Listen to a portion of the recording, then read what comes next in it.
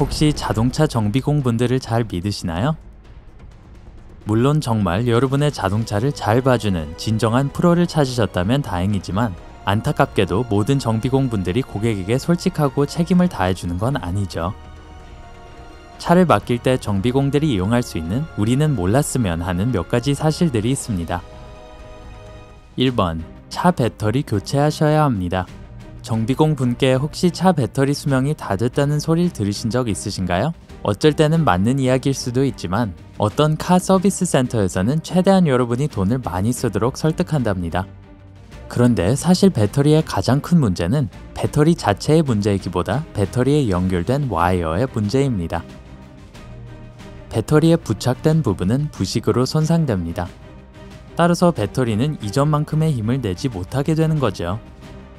어떤 사람들은 이 문제를 콜라의 도움으로 해결하기도 합니다. 탄산음료를 와이어가 배터리에 부착된 부분에 부으면 콜라가 부식된 부분을 없애주거든요. 또한 우선 배터리를 재충전하도록 하면 새 배터리를 사는 비용을 절약할 수도 있습니다. 보통은 제대로 다시 작동하게 만드는 걸로 충분합니다. 그런데 자동차 배터리에 관해 아셔야 할 또 다른 중요한 사실이 있습니다. 바로 누군가가 구매를 하기 전까지 매대에 올라와 있는 시간이 길수록 질이 더 안 좋아지게 됩니다. 새 배터리를 사기로 하거나 정비공이 헌 배터리를 교체하도록 맡기신다면 제조일자를 꼭 확인하도록 하세요. 1개월이 안 넘은 것이 좋습니다. 그렇지 않으면 원래 예정된 교체일보다 더 일찍, 그러니까 1년 또는 심지어 6개월 내에 교체를 해야 할 겁니다. 2번. 최대한 빨리 오일을 교체하셔야 해요.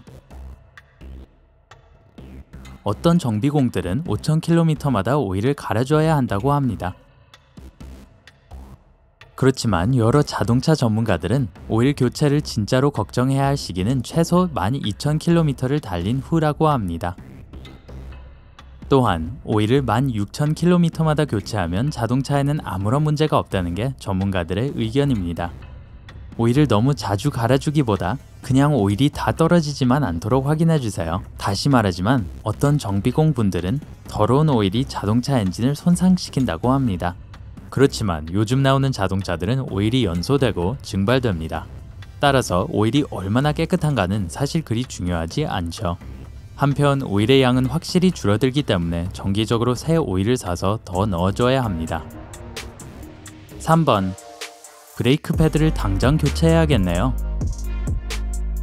자동차 브레이크가 자꾸 삐걱거리면 무시할 수 없을 겁니다. 대부분 사람들은 이런 경우 당장 정비공을 찾아가 자동차 수리를 맡기죠.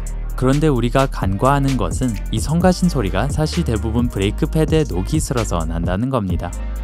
다행히도 이 녹은 닦아주고 긁어주거나 세게 블라스트 해주면 쉽게 없어집니다. 어떤 사람들은 유튜브 영상을 몇 개 찾아본 후 스스로 녹을 없애기도 하죠. 대부분 정비소에서는 돈을 조금만 주시면 기꺼이 이렇게 해줄 겁니다. 안타깝게도 모든 정비공들이 이렇게 녹 쓴 것처럼 간단한 문제라는 걸 얘기해주지 않습니다. 브레이크 패드 전부를 갈아야 한다고 얘기할 텐데요. 조심하세요. 그리고 이 진단에 대해 의심이 조금이라도 든다면 다른 정비공을 찾아가 보세요. 브레이크 패드는 90%가 닳기 전까지는 딱히 교체할 필요가 없습니다. 정비공이 만약 50% 정도 다른 패드를 갈아야 한다고 얘기한다면 속지 마세요. 사람들이 안전을 생각하고 최우선시해야 한다는 점이 브레이크 문제에서는 약점이 될 수 있습니다. 일부 정비공들은 이 점을 이용해 돈을 더 벌려고 하죠.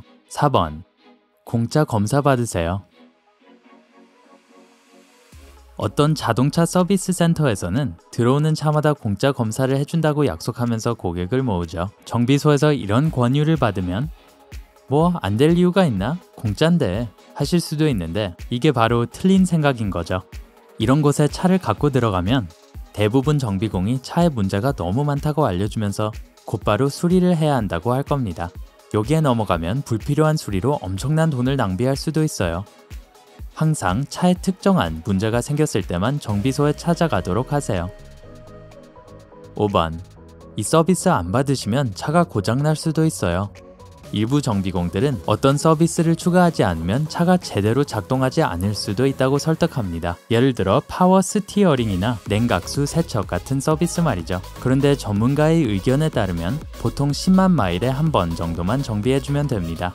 또한 평생 무료 머플러 교체에도 넘어가지 마세요. 만약 여기에 넘어간다면 장기적으로는 돈을 더 많이 쓰게 될 수도 있답니다. 저렴하지 않은 파이프 수리에도 돈을 계속 써야 하니까요. 6번. 제가 타이어를 교체해 드릴게요. 정비공이 타이어를 교체하라고 하면 보통 그렇게 하죠. 이렇게 하면 타이어의 트레드가 확실히 고르게 마모될 거라고 확신시키려 할 겁니다. 우선 이렇게 한 다음에 차를 찾아오면 타이어가 정말 교체되었는지를 알 방법이 없습니다. 두 번째, 전문가들은 타이어 회전이 타이어가 마모되는 속도에 아무런 영향을 주지 않는다고 합니다. 항상 정비공이 타이어를 교체했는지 확인해 보세요. 정비소로 운전을 해서 가기 전 초크로 타이어에 표시를 하세요. 뒤편 왼쪽 타이어에는 RL 왼쪽 뒤라고 쓰고 앞편 오른쪽 타이어에는 FR 오른쪽 뒤라고 쓰는 거죠. 차를 돌려받으면 표시가 어디에 있는지 확인하세요. 정비공은 타이어를 옆으로 교체하는 게 아니라 앞뒤로 교체해야 한다는 점을 명심하세요. 7번, 엔진 점검등이 켜져 있네요. 심각한 문제가 있나 본데요? 대부분 운전자들은 엔진 점검등이 켜지는 걸 보게 되면 당황하기 시작합니다. 특히 초보 운전자들은 더욱 그렇죠. 그런데 이런 반응을 보이면 정비공은 비용을 더 많이 청구할 수 있습니다. 안타깝게도 대부분의 사람들은 대시보드에 엔진 점검등이 켜지는 주된 이유가 가스캡이 제대로 조여지지 않았기 때문이라는 사실을 잘 모릅니다. 결과적으로 산소가 가스 관선을 타고 안에 들어가는 거죠. 이 문제의 해결책은 그냥 간단하게 가스캡을 손으로 몇 번 돌려주는 겁니다. 대시보드에 경고등이 몇 개 뜬다고 합시다. 엔진 등, 트랙션 컨트롤 등 ABS 등을 확인합니다. 일부 자동차에서는 이게 실제 문제라기보다 차 디자인이나 소프트웨어와 관련이 있을 수도 있습니다. 그렇지만 엔진 점검 등과 함께 몇 가지 다른 등을 자동으로 켜는 차도 많이 있는데요. 대부분 엔진 점검 등이 켜지는 이유와 문제를 해결하게 되면 걱정할 필요가 없습니다. 8번, 특별 첨가제를 넣어야 차가 더 잘 작동할 거예요. 정비공이 엔진, 가스탱크, 변속기를 위한 첨가제를 구매할 것을 제안할 수도 있습니다. 여기에 동의하고 나서야 이런 첨가제 비용이 어마어마하다는 사실을 알게 될 겁니다. 전문가들은 차를 정기적으로 관리해주는 경우 이런 데는 돈을 낭비할 필요가 없다고 확신합니다. 법적으로 가솔린에는 이미 여러 첨가제가 들어있습니다.